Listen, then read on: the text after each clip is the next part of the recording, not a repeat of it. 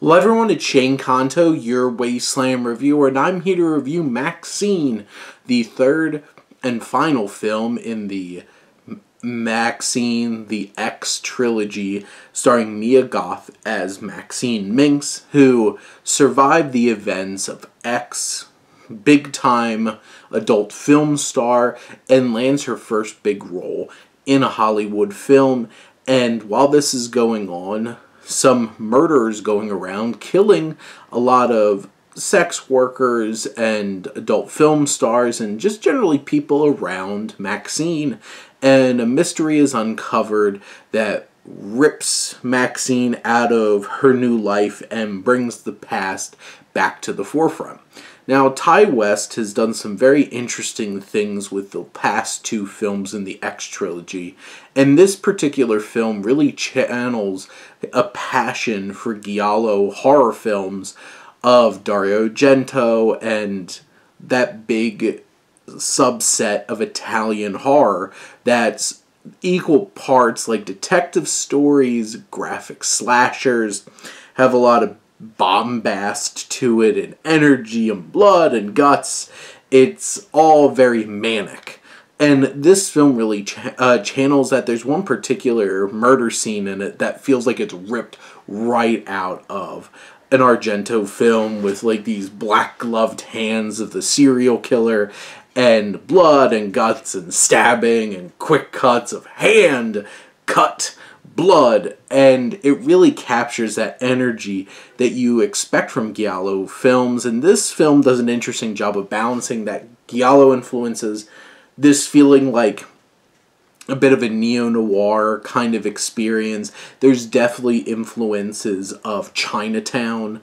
You can tell even from like costuming or certain elements that are incorporated. This film is super 80s. It really captures that 80s style with the VHS tapes and the neon lights and the music.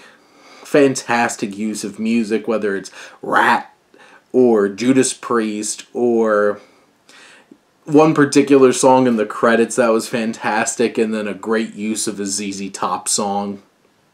It all just works really well. And Tyler Bates, who does the score for the film, really balances like that, like horn saxophone kind of vibe of a old noir, along with some of the more aggressive metaler kind of music that you might have seen in an 80s Argento film as well.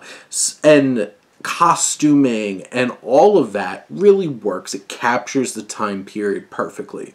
The story, I think, is probably one of the weaker ones of these three X trilogy films. The mystery builds up some good tension along the way. I do feel like by the time we get around to revealing this big mystery, it's probably something that most people are going to figure out before you get to the end of the film. But it does reinforce a lot of the repressed religion. This is capturing that time period where censorship of the Christian right in America was really pushing against metal music and horror films and adult film, and that satanic panic of the 80s, all along with like this is the backdrop to the Night Stalker situation in LA. All of those kinds of themes and ideas are there and work. And there's definitely this era of dealing with sexism and, you know, this kind of taboo of the fact that Maxine is an adult film star and wants to crack into, you know, real films. And there's a lot of men that speak to her in a very specific way that's uncomfortable and gross. You feel that. I think Mia Goth kills it again. She is so fantastic. She's alluring. She's powerful. She really knows how to bring life into this character of Maxine through and through. You have Elizabeth Debicki, who's so commanding and assertive as this director who has cast Mia Goth's character Maxine in this film. really amazing opening scene of this audition, introducing Debicki's character and seeing Goth really shine in this particular audition. And those kinds of elements as it goes on, it has the thrills, it has the slashing, there's some fun chases, stuff like that. It has all those kinds of elements. And it really captures the spirit of this era in a poignant and impactful way. The story is a little bit predictable. Some of the characters feel very flat. They don't really flesh out a lot of her friends. You have like Halsey in there and Moses Sumney. I do really like Giancarlo Esposito as Teddy Knight Esquire, her agent and lawyer. He has some fun moments. Kevin Bacon as this just disgusting rip-off of Jack Nicholson from Chinatown. He really owns this PI character and really puts the dick in Private Investigator, and it really works for him.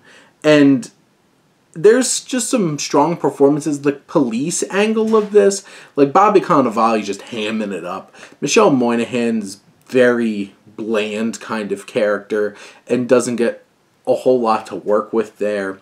But this film has its slasher moments, it has its eerie moments, it has its thrilling moments, it has all that thrown together.